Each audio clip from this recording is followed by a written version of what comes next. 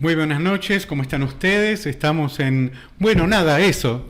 Yo soy Gustavo Camps, soy periodista local en la zona norte. En este programa lo que vamos a hacer es hablar con artistas de la zona, con gente del arte. Ustedes habrán visto en la cortina inicial que había dos palabritas ahí, periodismo de soluciones. Bueno, ¿qué no está en crisis hoy en día? El periodismo también. Y bueno, los periodistas buscan formas de salir, formas de contar distintas. Esta es una de ellas. ¿Qué vamos a hablar? Vamos a hablar de que vivimos en el mejor de los mundos, de que está todo bien. No, lo que vamos a hacer es rescatar las visiones constructivas de la vida. Y lo vamos a hacer desde un lugar particular, desde el arte. Hoy es nuestro primer programa. Gustavo Camps es mi nombre. Y hoy vamos a empezar con una gran mujer del arte en la zona norte, desde hace muchísimo tiempo que está construyendo en la zona. Se llama Silvia Piccoli, es de Vicente López. Silvia, ¿qué tal? Buenas noches. Muchísimas gracias por haberte animado a empezar conmigo este programa.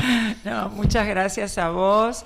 Es un placer y además no solo porque somos compañeros en esto de difundir el arte, sino porque es el primer programa, o sea, es un honor para mí. Al contrario, yo tenía ganas de empezar el programa con alguien representativo del arte en la zona e inmediatamente pensé en vos. Primero porque estamos en una época en donde se revaloriza a la mujer. Primero. Segundo, en particular por vos, porque mirando tu trayectoria, observando tu trayectoria, vos tenés una variedad de actividad dentro del arte teatral. Sí. Sos actriz, sos directora, sos docente de teatro, llevás adelante desde hace muchos años un proyecto, ícono teatral. Sí. Entonces me pareció que tenías la vista perfecta para poder contar todo. Y aparte en lo que buscamos en el programa, que es contarlo en primera persona. Y no ser superficial, no, ser auténtico, decir cuáles son las cosas que pasan, pero rescatar lo constructivo. Vos me decías hace un rato, me he caído varias veces y me levanté. De eso se trata, eso se trata. Sí. El periodismo de soluciones, de ver que uno se puede levantar. Totalmente. Sí. Así que, entonces, ¿qué te parece si de todo ese cúmulo de actividades empezamos por la dirección, Silvia? Porque en realidad cuando vos empezaste, sí. Cuando vos recién empezabas, vos planificaste, dijiste yo voy a trabajar así integralmente. No. ¿Cómo fue eso? A ver, contame. Bueno, como yo digo, fue azaroso, o sea, yo tenía otra carrera universitaria, me había dedicado a otras cosas, primero la asistencia social, después la pintura, muchos años pintando, y un día se cruzó el teatro y ahí me animé y empecé a tomar clases. Y lo primero que apareció en mí fue una actriz que descubrió que era feliz haciendo la vida de otros, ¿no? O sea, haciendo un otro. Y así empezó la curiosidad, el misterio que para mí es el teatro. Y luego empezó la docencia en el teatro. Yo ya era maestra, ¿no es cierto? Maestra de grado y había trabajado en escuelas, y había trabajado enseñando plástica también. Y empecé a enseñar teatro con el tiempo, haciendo cursos, formándome, hasta que un día llegó la dirección. Llegó una tentación de hacer un marco académico a mi formación, que había sido siempre en talleres municipales o talleres oficiales, ¿no? También quiero decir nacionales, venían grupos, venían profesores, yo tomaba clases, pero quise darle un marco académico y cursé la carrera de dirección en la EMAD, la que era la EMAD y ahora es la EAD, la Escuela Municipal de Arte Dramático. Claro. Y eso me cambió la mirada, ¿no?, sobre el teatro, porque tomé clases de antropología teatral que cambiaron mi actitud frente al actor, frente al hecho teatral. Y bueno, ahí empecé a hacer esta mixtura de una actriz que dirige y que enseña, que es las tres cosas. Y yo cuando empecé a conocer así tus trabajos y eso, estabas en el Teatro del Repertorio del Norte. Sí, ¿no? sí, ahí me inicié, claro. Ahí te iniciaste. En realidad me inicié tomando clases con Roberto Aguirre y con él fundamos, junto a 2 o 3 personas más, el Repertorio del Norte. Bien. El grupo, en el Museo Rómulo Raggio. Fueron años maravillosos en que aprendí mucho, viajamos con el teatro, hice varias gestiones para conseguir pasajes y hacer giras. Y bueno, luego cumplimos un ciclo con el repertorio y yo, y arranqué con Icono Teatral, o sea, con el grupo propio, digamos. Después, cuando yo te vi con Icono Teatral, me acuerdo que fue hace muchos años atrás, en una obra muy particular de uno de los congresos, de las muestras que se hacía con Norestada. Ajá, sí. Me acuerdo que te había visto en Tigre con Horacio y la Inmovilidad.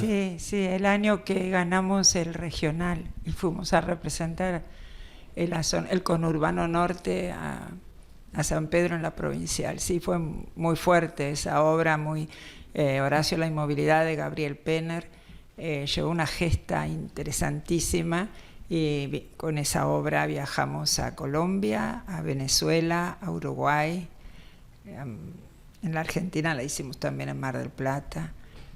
Una obra, yo la llamaría, por decir algo, como con una impronta muy moderna, ¿no? Muy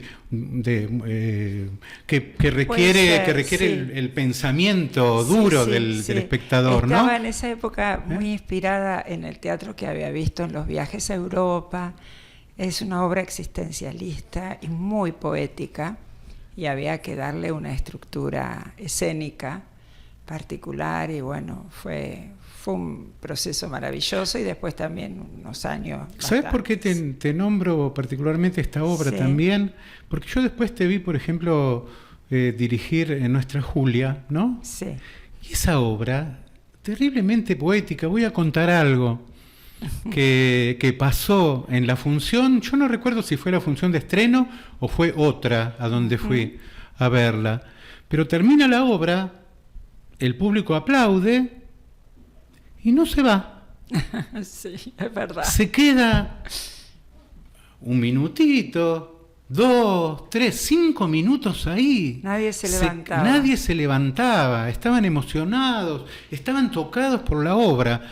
Y a mí se me ocurría, ¿qué tendrá que ver esto con tu personalidad? En el sentido de hacer una obra, de pronto, si se quiere, tan con otra potencia muy distinta, Horacio y la Inmovilidad, y esta tan emotiva. Sí.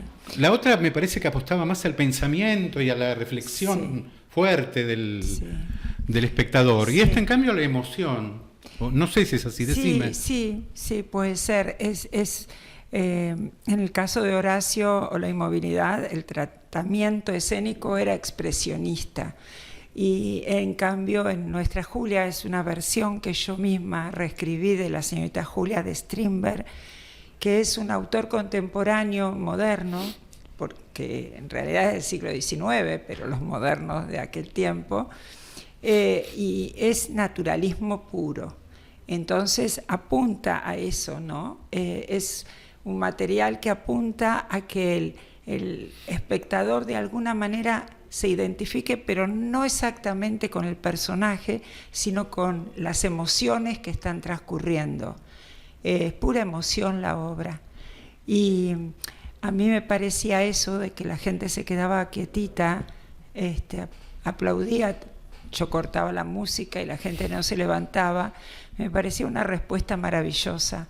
Nos quedamos porque estaba yo. Sí, porque el arte tiene que ser eso, conmovedor.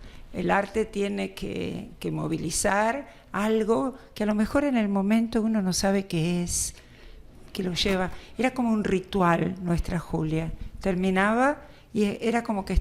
Me acuerdo que muchas veces yo salía, salía de la cabina o del lugar donde hacía la técnica y le decía a la gente, terminó, pueden salir. Y nos mirábamos todos. Aparte, bueno, tenía una música muy fuerte, intensa. La música también, ¿no? Claro, eso lleva buena, mucho. sí. Pero bueno, esa obra, por suerte, la pudimos mostrar en una muestra internacional de teatro en Colombia y llevarla a distintos lugares en Bogotá. Ahora vamos a hablar de esos viajes sí. a Uruguay también, esos festivales, Perimetral, ¿no? En Uruguay. La Perimetral, sí, festivales. Movimiento continuo, ¿no? En Colombia. Movimiento continuo es el también, de Colombia, es de la agrupación Sueño Mostizo. Ahora, pero antes quería preguntarte, Silvia, ¿y vos cómo llegás a esas obras? ¿Era una búsqueda tuya? ¿Cómo es que...? Es muy difícil de explicar. Yo trabajo mucho con la intuición, ¿viste? Es difícil que yo empiece a buscar y encuentre la obra. Las obras a mí me llegan de una manera u otra. En el caso de nuestra Julia, yo tengo un actor, forma parte, Luis Heck, de nuestro grupo Icono Teatral hace muchos años, y hace mucho tiempo que me decía, ¿cómo me gustaría hacerla? ¿Cómo me gustaría hacerla? ¿Por qué no la dirigís? Y yo la venía como esquivando un poco por lo compleja, ¿no? Y además porque una obra escrita en 1860, hoy día había que ayornarla en el discurso. Y bueno, al final, un día lo miré a él y dije, la vamos a hacer. O sea, sí, pum, pum, ¿no? Y de casualidad estaba rodeada de dos actrices que dije, son ellas. Y ahí se armó el elenco. Y confiar en la intuición y decir, sí, este elenco que se precipitó y me encontró a mí en esta situación es el que tiene que hacer nuestra Julia. Muchas veces pienso que ni siquiera en la búsqueda del personaje, cuando como actriz trabajo, busco concretamente, sino que es más lo que encuentro que lo que yo busco. Como si lo otro me encontrara a mí. Para eso hay que estar disponible, a veces no lo estoy tanto, claro. Pero es muy intuitiva, muy sensorial también la cosa, ¿no? Y a veces no, como ser la última obra que estrené ahora, esa sí la busqué. ¿La comedia? La comedia. Yo estuve buscando hace años que aquella busco. Solitaria Vaca, ¿no? La que presentaste ahora en Uruguay. Y aquella Solitaria Vaca, sí, de Guillermo Montilla Santillano, un dramaturgo tucumano fantástico. Y yo siempre leía comedias y ninguna me interesaba como para ponerla en escena. Me parecía que todas eran muy superficiales o muy... como que no había nada nuevo, ¿no? A mí me gusta mucho trabajar con lo inédito, poner algo en escena que no se haya visto antes. En nuestra Julia estuvo muy hecha la señorita Julia Strindberg, pero había algo inédito que eran los monólogos que los tres actores habían escrito, ellos, para intervenir la obra. Eso era lo inédito de Julia. Y nuestra Solitaria Vaca es inédita. Y también llegó azarosamente, porque buscando yo comedias, conozco a esta gente de Tucumán, y un día me dice, sí, porque yo escribí una comedia. Yo dije, a ver, la leí y dije, es esta. ¿Se entiende? O sea, como a veces cuando uno deja de buscar, encuentra. Y Silvia, ¿cómo te sentís? No digamos mejor, pero ¿qué es lo que más rescatás de la actriz, de dirigir? Me gusta mucho enseñar también. También enseñar, o sea que en el mismo nivel. Vos fíjate, yo intuitivamente lo dejé de lado, vos lo traes, pero mirá. Debo traerlo porque para mí los talleres que yo doy de teatro o de entrenamiento actoral son los lugares de aprendizaje míos. A esta altura de la vida, que ya no estoy cursando yo la EMAD y esas cosas, los talleres son el lugar donde yo más aprendo. Y lo que más rescato como actriz y como directora es que a mí la ficción me permite soportar la realidad. Entonces yo me meto en esos mundos y esos tiempos que me llevan, sean 2 horitas de trabajo, una hora de función, días de ensayo y ensayo y ensayo, yo puedo entrar en un misterio de la ficción que en lo personal me permite soportar a veces la dureza de la realidad, ¿no? No sé si está bien, pero es mi verdad. Yo me acuerdo que en el Teatro del Repertorio del Norte, bueno, Roberto Aguirre tenía una personalidad, tiene una personalidad, y en ese momento también, ¿no? Quería preguntarte, ¿cómo fue el cambio de trabajar en un grupo donde por ahí de pronto había otro líder, ¿no? A tener que liderar vos tu propio grupo en Ícono? ¿Cómo fue ese cambio para vos? ¿Cómo te resultó? Al principio me parecía muy difícil porque trabajamos casi 10 años juntos, pero yo creo que los grupos tienen ciclos, los vínculos tienen ciclos, los vínculos de trabajo, ¿no? Uh-huh. Y bueno, se dio que una de las decisiones que tomé en el cambio fue hacer la carrera de dirección en la EMAD. Yo ya era grande, digamos, era la mayorcita de la Escuela de Arte Dramático, y eso aportó un montón. No me dio mucho tiempo a pensarlo, porque el descubrimiento de la antropología teatral y esos lenguajes me entusiasmó tanto que, bueno, empecé a sumar compañeros y a armar grupo, y algunos salían de los entrenamientos que yo daba como maestra. Y bueno, fue un desafío. Cuando uno cree que todo se terminó, empieza algo nuevo, siempre, siempre. Lo único que no suelto, bajo ningún punto de vista, es el deseo, porque es lo que a mí me mueve. Sin deseo no habría una buscadora de experiencias teatrales como soy yo, ¿no? Así que bueno, estaba el deseo, había que apechugar al principio, y bueno, así fue. Muy lindo, muy fuerte, muy intenso. Y bueno, estábamos al principio dando clases con María Paula Company, que fue mi compañera muchísimos años, coequiper, digamos. Hemos crecido juntas en el arte teatral y nos hemos abastecido mutuamente de técnicas. Y al principio trabajábamos juntas en el Museo Raggio, y luego alquilamos espacios durante 9 años también. Y ahora, último año y medio, ya estoy sin la sociedad con María Paula, que se está dedicando a otro tipo de camino en el arte escénico y teatral, y bueno, construyendo desde también como un ciclo nuevo, ¿no? Comenzando otra vez. En el 2018 comencé otra vez, casi de cero, digamos, como decimos, ¿no? Y ahí es donde empiezo a alquilar una pequeña casa, que es un lugar de arte, que se llama Casa Ícono, uh-huh, que es la casa del grupo Ícono Teatral. O sea, el Ícono Teatral allí prepara sus proyectos, y si podemos, la idea siempre es llevarlos lo más lejos que podamos, para que nos vean otros públicos, para conocer otra gente, otros grupos, nutrirnos, volver, preparar algo, volver a viajar, así. ¿Hay un teatro latinoamericano, digamos? ¿Se puede decir que hay un teatro latinoamericano? ¿O? Sí, hay un teatro latinoamericano, pero tiene que ver con la realidad económica de Latinoamérica. Ah, mira. Yo creo que estuve viajando mucho más estos últimos tiempos, dentro de América, ya no pudiendo regresar a Europa desde el 2005 por razones económicas. Conocí el teatro de Latinoamérica en los festivales internacionales, y yo encuentro, está bien, que los festivales a los que concurrimos son festivales de teatro independiente. Uh-huh. O sea, no hay un apoyo comercial de producción. Es, como decimos nosotros, a pulmón, claro, ¿no? Y casi todos de corte social.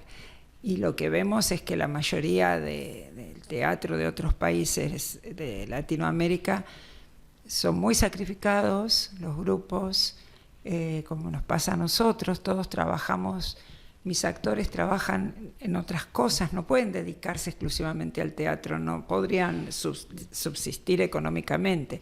Y eso está pasando en toda Latinoamérica. Y entonces a mí me conmueve mucho el teatro latinoamericano porque hay es como el resultado de un trabajo esforzado y de mucha voluntad.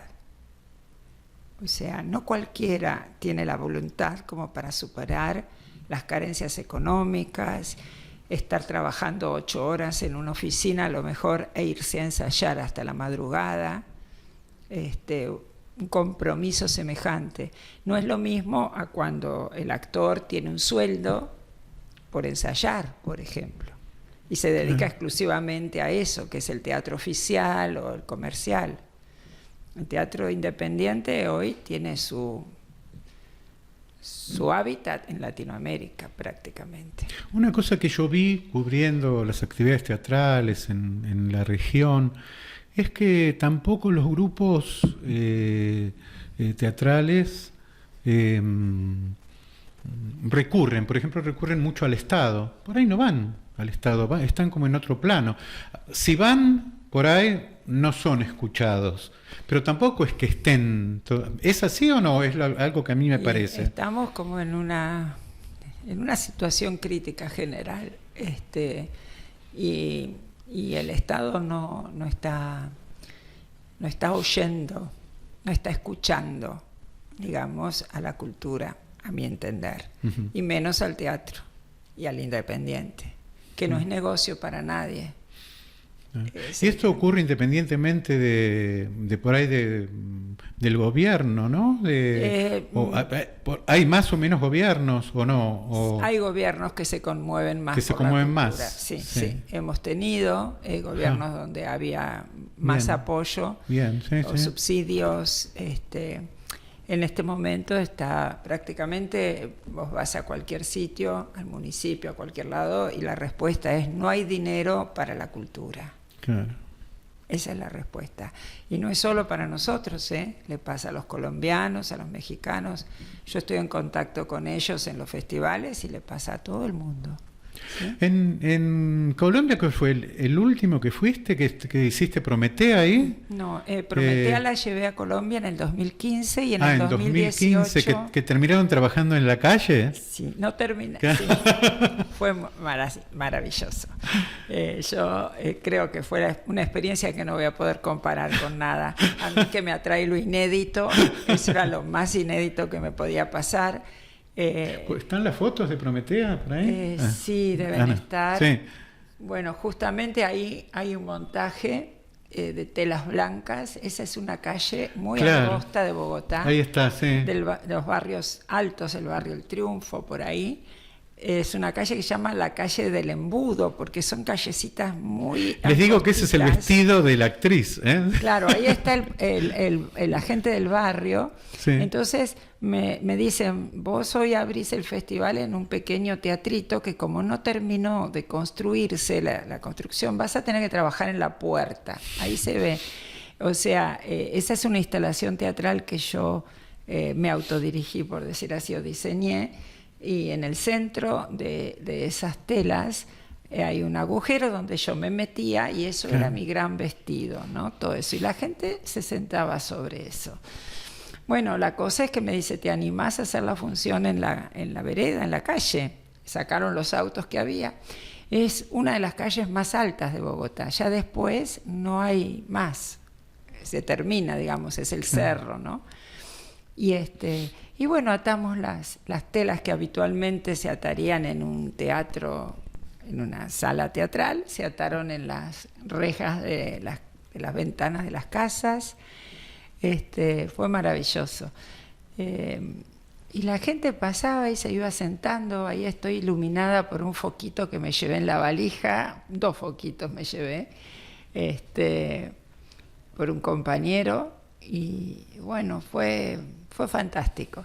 Recuerdo que un amigo, colega que me hizo la asistencia, que viajó conmigo, cuando terminé me dijo: Piccoli, te recibiste de actriz como si nada anterior hubiera hecho, porque hasta un perrito se se echó en la falda de mi vestido y se quedó ahí porque no iban a impedir que pasara, ¿no? Sí, eso fue en el año 2015. Luego volví en el 2018 con Nuestra Julia y con Desconcierto, que es el segundo unipersonal que trabajé. Desconcierto también es muy... Desconcierto me dirigió, ahí sí conseguí que me dirigiera un excelente director que es Gastón Zambón. Sí, sí. Y es una obra de teatro abierto de Diana Rasnovich, una obra maravillosa. Muy comprometida también para muy comprometida, sí. Para el actor, para el personaje. Sí. Muy intensa. Muy intensa. La estoy haciendo todavía, ahora estoy en un impasse, pero cuando puedo, esa la llevé también a Uruguay, a Tucumán, y a Colombia. ¿Y el público, Silvia, has tenido oportunidad de pensar en el público? Sí, claro. ¿Cómo lo ves a lo largo del tiempo, a lo largo de tu experiencia? ¿Ha cambiado? Hoy, yo sobre todo te lo pregunto hasta en defensa propia, porque yo como periodista hoy en día me agujerean la cabeza diciéndome, escriba corto, sea concreto, muestre imágenes. Claro, es que hay una realidad, el público, el hombre está... El ser humano está bombardeado por la multimedia, por las redes. Ajá. No sé si tiene mucha paciencia para sentarse al teatro en una butaca, sin moverse, sin poder usar su celular durante a veces una hora o más. Entonces, hay un cambio. Y yo, por ejemplo, mis puestas en escena contemplan mucho eso. La puesta en escena no tiene que tener otras exigencias ahora para convocar a que una persona se siente a expectar algo, ¿no? A ser espectador de algo, y que no sea algo que viene resuelto. El teatro no viene resuelto, el teatro está, el espectador lo mira y luego reflexiona o no, siente o no, se conmueve o no. No viene ya resuelto como un jueguito del celular o como una serie comercial. Es complicado. Yo misma, como espectadora, a veces voy a ver teatro y no aguanto mucho tiempo sentada, como que tiene que ser muy atractivo lo que estoy viendo para que se produzca una dialéctica, porque si no lo miro, pero estoy pensando en otra cosa. Vos sabés que otra de los artistas que va a venir en este ciclo es un compositor a quien yo admiro muchísimo, Alberto Alonso. Él, como compositor musical, me decía que estaban recurriendo mucho los compositores musicales a la imagen y a la teatralización de la música. Ajá, yo no veo que en el teatro pase también lo mismo en cuanto a la música, que digan, vamos a usar la música, o sí. Sí. ¿Sí? Sí, yo tengo... Mis trabajos todos tienen música. Sí. Mis obras son con música y la música es un personaje más en mis obras. También llega casi de modo azaroso, como todo, por lo que te decía, pero la música es un personaje. La música no es un adorno, es un personaje más, es una fuerza viva más en escena que también produce en el espectador una respuesta. No estoy de acuerdo con la música que ilustra o que decora. Estoy de acuerdo con la música que hace, que actúa junto al actor, ¿sí? Que lleva a sensaciones, a sentimientos, a emociones. Y sí, yo trabajo mucho con la música, incluso en mis clases como docente. Trato siempre de buscar estímulos sonoros que no sean muy populares para que no nos lleven a asociar concretamente con un hecho puntual, claro, sino para permitir la liberación de que cada uno construya con esa música un universo personal. Y las obras para mí son universos, desde la técnica de actuación que puedo proponer hasta los objetos que están en escena, que en general mis obras son muy austeras, tienen pocos elementos, pero me fascina trabajar con los objetos usados. O sea, no voy a comprar cosas nuevas para poner en escena. Hablo de universos que ya tienen una carga de energía y bueno, y la música es eso también, ¿no? Es parte de ese universo. Y para el actor es muy importante, para el espectador es muy importante. O sea, es un rol más en la puesta en escena. Hasta la ausencia de la música es una decisión también que tiene que ver con ese rol ausente, ¿no? Sí. Y bueno, esa es mi manera de trabajar, ¿no? Siempre aparece una música. Trabajo mucho también con la plástica. Me gusta, como pinté muchos años, me gusta en la puesta en escena que haya también como un estilo de color, de forma, la forma, el color, el juego. A veces me baso inclusive en mirar pintura antigua, moderna, contemporánea, esculturas.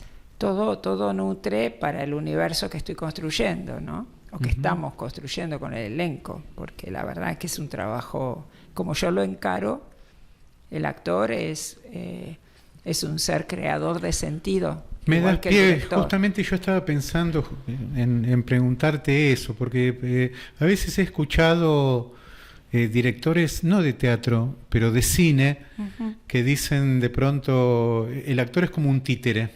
Claro, me parece que ese no es un concepto, ¿no? No adhiero para nada.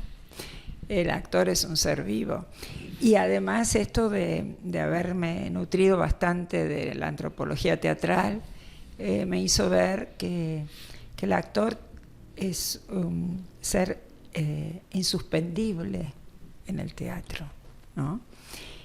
Como que no se puede hacer sin él, ¿verdad? Sí. Entonces, yo cuando trabajo, escucho, observo, pero también, o sea, yo propongo, pero recibo las propuestas. Mira, una vez estuve en una conferencia que dio Lorenzo Quintero, que ahora falleció, un director muy importante y actor, y dijo algo que me fascinó. Es una imagen que muchas veces comparto con mis alumnos y mis actores. Él dijo, el actor, los actores y el director son como cieguitos en el proceso creativo. Caminan un camino en la oscuridad, como deben sentir los ciegos. Van caminando un recorrido en la oscuridad. La diferencia entre los actores y el director, que son todos ciegos, es que el director lleva un bastón blanco adelante y va marcando un poquito cuál es el camino seguro, donde no se tienen que caer para perder lo que tienen, ¿no? O sea, como... Y me pareció una imagen interesantísima, porque el proceso es fascinante, el proceso que deriva en una obra. Los procesos de ensayos míos son largos. Ninguna obra se estrena antes de 6 meses, ¿no? Y algunas 9 meses, inclusive como un niño. Y esos procesos son de mucha oscuridad por momentos, pero también con luces internas, ¿no? Entonces ahí escucho mucho. Y la diferencia entre un alumno y un actor, decía Quinteros, es que el alumno pregunta y el actor propone. Y yo, ¿cómo voy a no trabajar con la propuesta de alguien que está inserto en ese universo? Tengo que escucharla. A veces sirve, a veces no nos sirve, pero generalmente es el resultado que ustedes ven. Es el actor y el director. Es esa dialéctica. Si no, todos actuarían lo mismo. O sea, ponele que el personaje sea Hamlet, todos harían Hamlet igual. Y no hay 2 Hamlet igual, porque cada uno le pone su propio universo. Y ahí está el director que recibe, que conduce, que contiene, para que el universo de ese actor haga crecer ese Hamlet.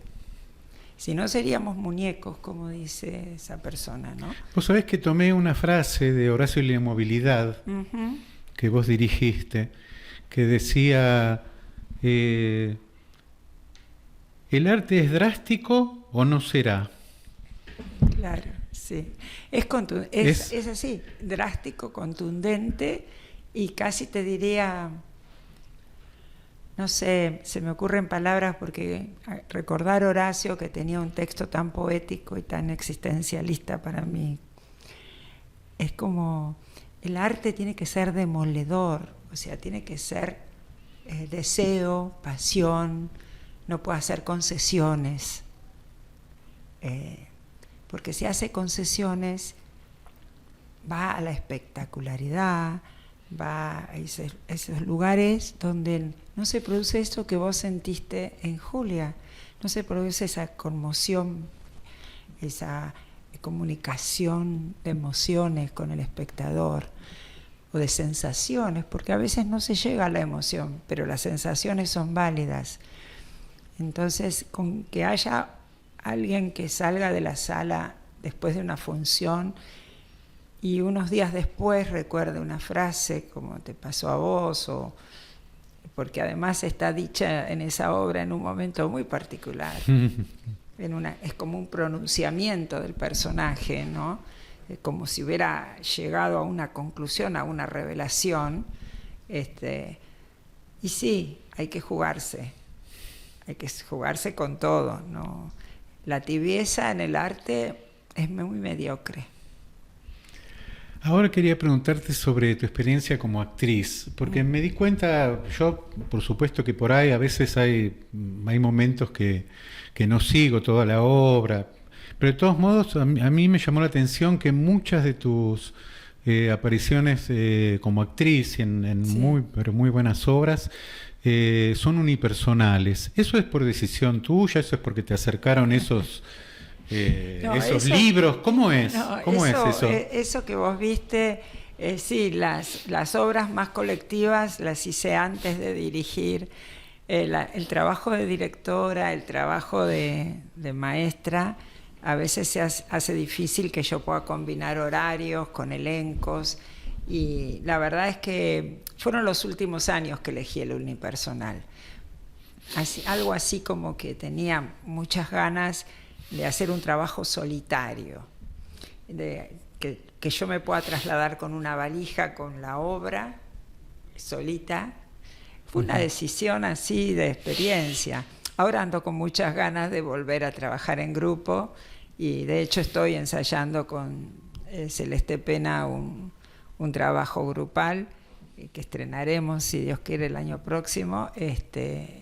Y ahí soy una actriz más, somos varios, ¿no?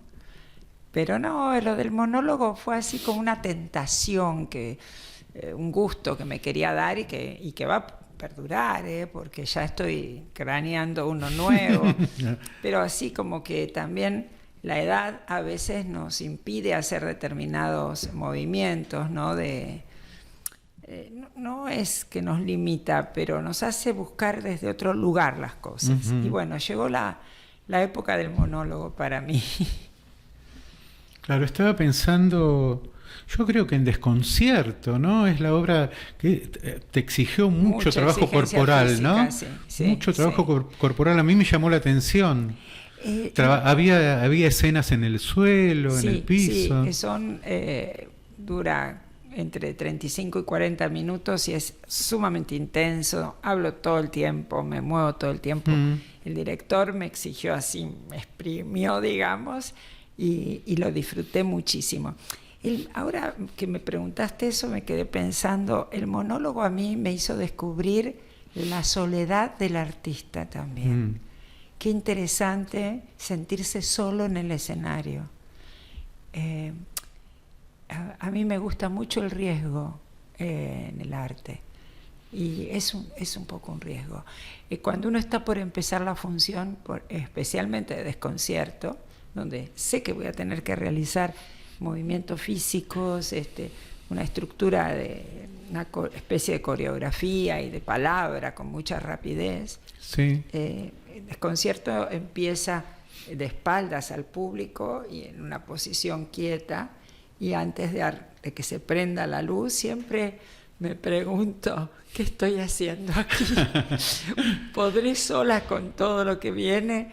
Y eso es un desafío maravilloso, una incertidumbre. Eso también es interesante, aceptar la incertidumbre en el arte. La incertidumbre nos hace más creativos. Sí, qué bueno poder también, por lo que vos contabas, experimentar y compartir esas experiencias con los alumnos, ¿no? Mucho, sí, claro. Sí. El alumno, yo cada año que transcurre lo valoro más a ese espacio de enseñanza. Yo no creo mucho en la formación de actores. La palabra formación en el artista es muy dura. Yo creo que más bien si vienen formados trato de deformarlos un poquito para romper las estructuras y que tengan esa capacidad de seguir aprendiendo. Entonces prefiero decir que hay ni siquiera es una transmisión, una dialéctica de conocimientos, ¿no? Y tengo algunas modalidades que son bastante poco frecuentes en los talleres de teatro. Tengo mucha suerte en cuanto a que el alumnado me sigue, siempre tengo los grupos bastante completos, me entusiasma mucho a mí y trato de transmitir ese entusiasmo y se produce como un espacio agradable pero exigente a la vez. Soy muy estricta, muy exigente, pero también me gusta sentirme cómoda, transmitir al alumno que a mí el teatro me produce enorme felicidad, para que ellos sepan que se van a acercar a algo que les va a producir enorme felicidad, si ellos quieren, ¿no? Por supuesto. Y la libertad. El teatro, el arte en sí, nos hace más libres. Así que con el alumno trato de intercambiar, de recibir, de escuchar, y ahí en la modalidad esta que tengo, a veces mezclo gente con y sin experiencia en entrenamientos. ¿Has notado alguna diferencia entre los alumnos de diferentes generaciones? No, vos sabés que yo tengo en este momento tengo un taller, tengo 2 talleres este año y voy a abrir después los seminarios. Un taller en el que el más joven tiene 25 años y el más grande tiene 88. Mira. Es una señora de 88 años. Y hace todo el año pasado y este año están trabajando juntos. En este momento son 10 personas que toman clase todos los sábados con esa diferencia de edad y construyen un material poético que me fascina.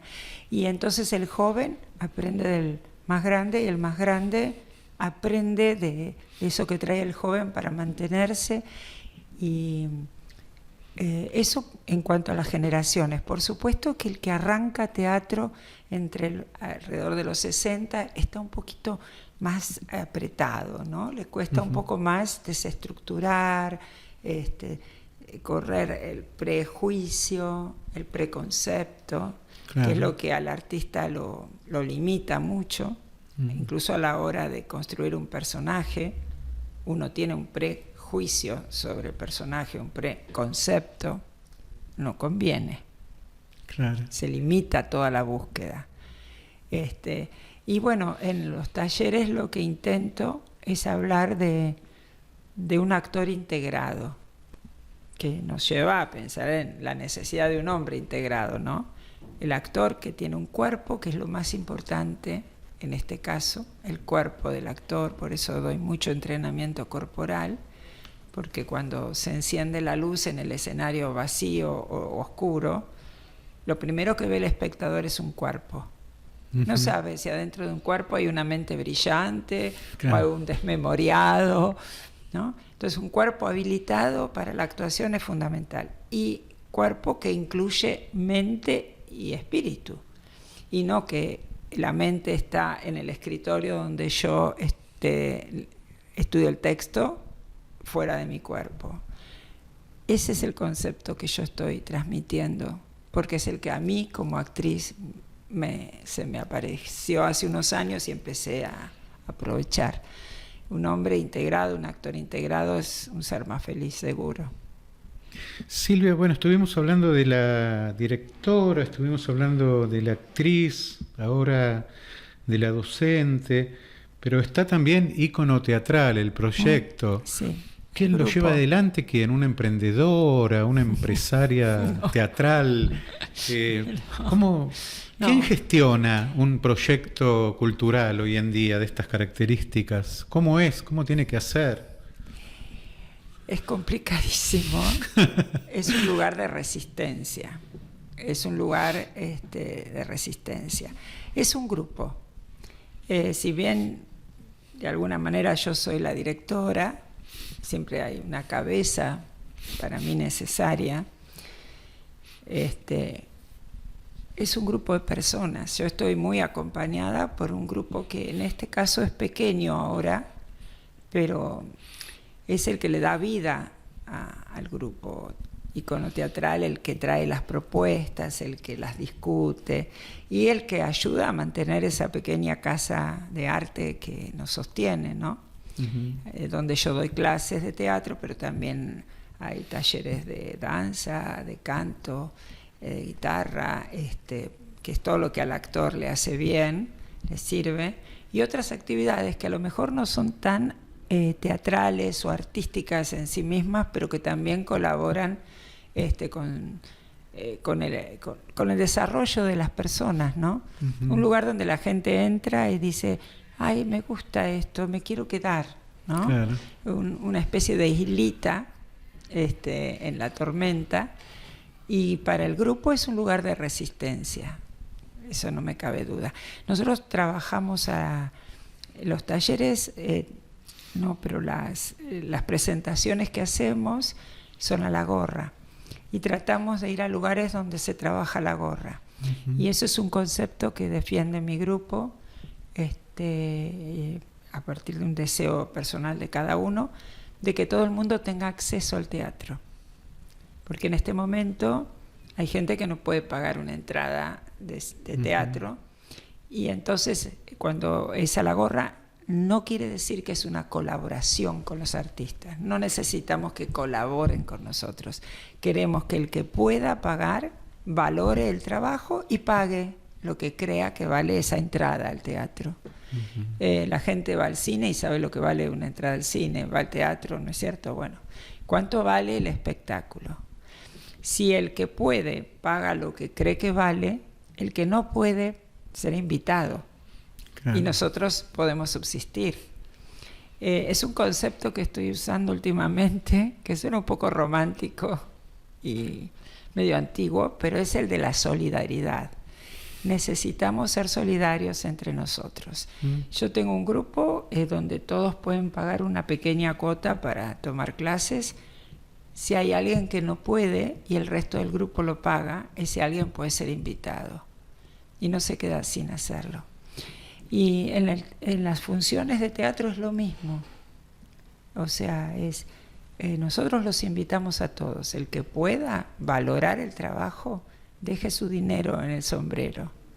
Con eso nosotros nos bancamos como para que ese chico joven, o incluso a veces adulto, que está con lo justito y deja unos billetitos o unas monedas, pueda ver el espectáculo también.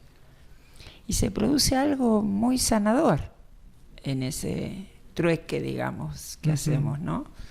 Pero hace un tiempo ya que no quiero hablar de colaboren con la gorra. No. Claro. Dejen el valor del espectáculo. Yo he visto que hay otros grupos que tienen una filosofía parecida uh-huh. A la de Ícono, la tuya, y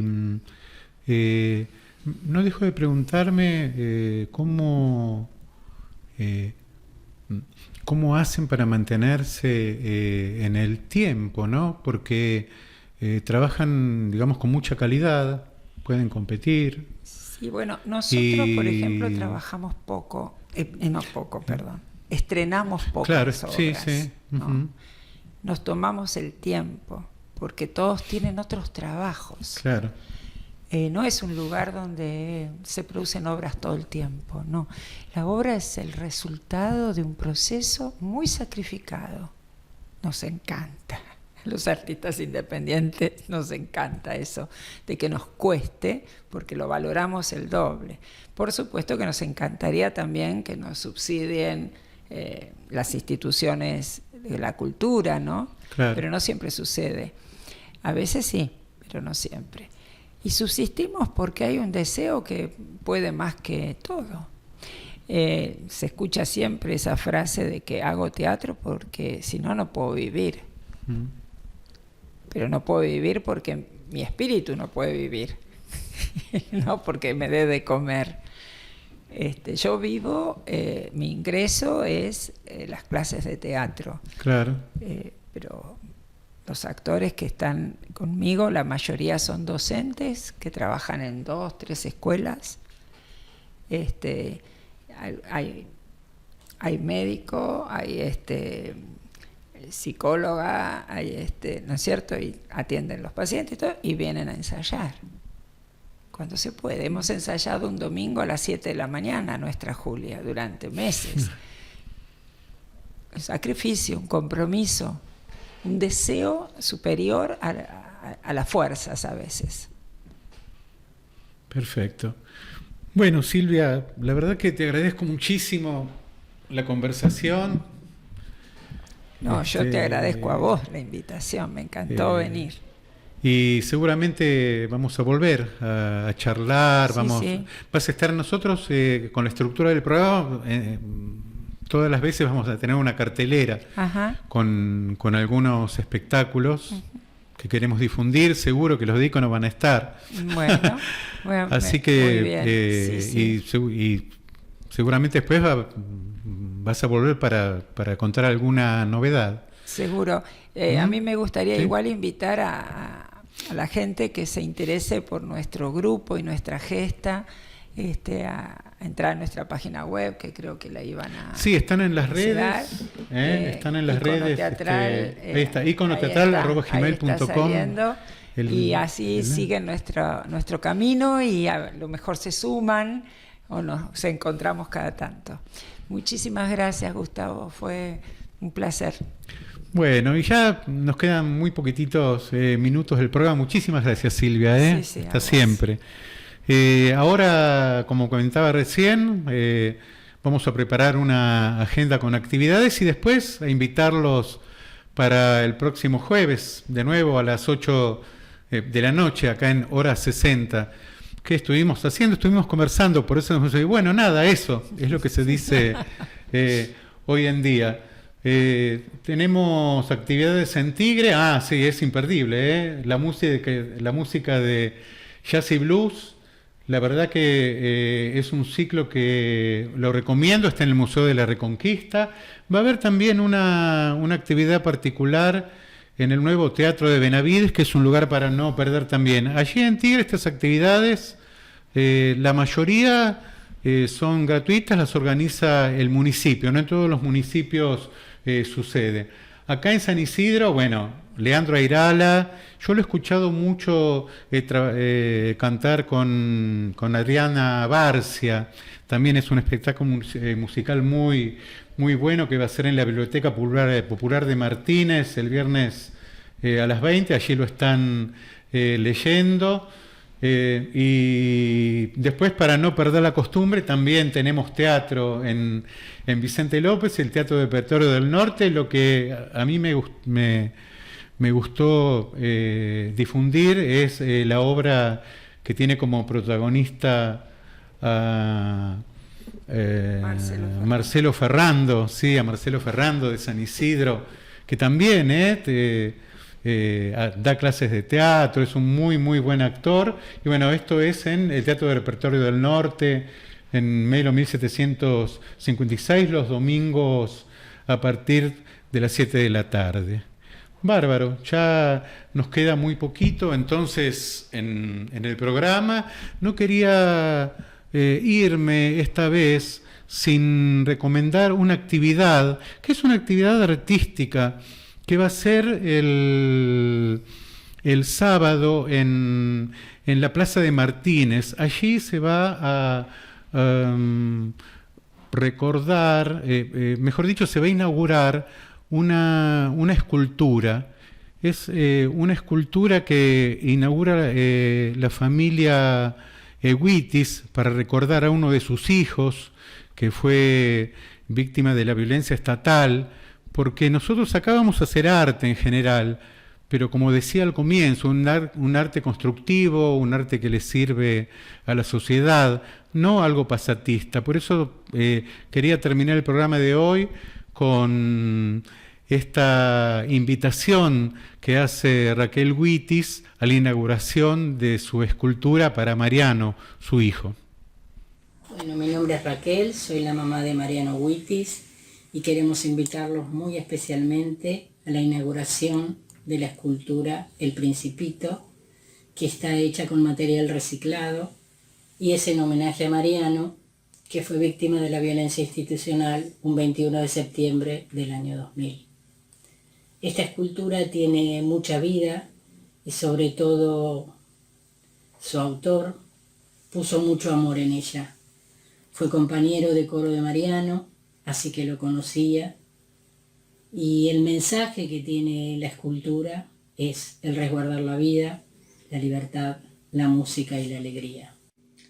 El escultor fue Martín Graciano y es un artista de la zona porque estudió en el Polivalente de Arte de San Isidro. La primera vez que vi la escultura me conmovió muchísimo porque sentí que Mariano estaba presente. Así que los invitamos este 21 de septiembre a las 11 horas en la Plaza 9 de Julio de Martínez, donde se realizará un acto. Primero hablará el escultor, hablaremos nosotros, hablará el intendente Gustavo Pose y después música, como todos los 21. Queremos agradecerle especialmente a todas las personas que colaboraron e hicieron posible que El Principito tenga su nueva casa en la plaza, especialmente a la Comisión Memoria, Verdad y Justicia de Zona Norte, a los organismos de derechos humanos, a los concejales, a Marco Ciani, que tanta ayuda nos dio para poder trasladarla y presentó el proyecto en el Consejo Deliberante, y por supuesto al intendente que definió ponerla en la Plaza de Martínez, donde Mariano jugó, se divirtió, usó la calecita, disfrutó de la sortija. Así que los esperamos. El escultor fue Martín Graciano y es un artista de la zona porque estudió en el Polivalente de Arte de San Isidro.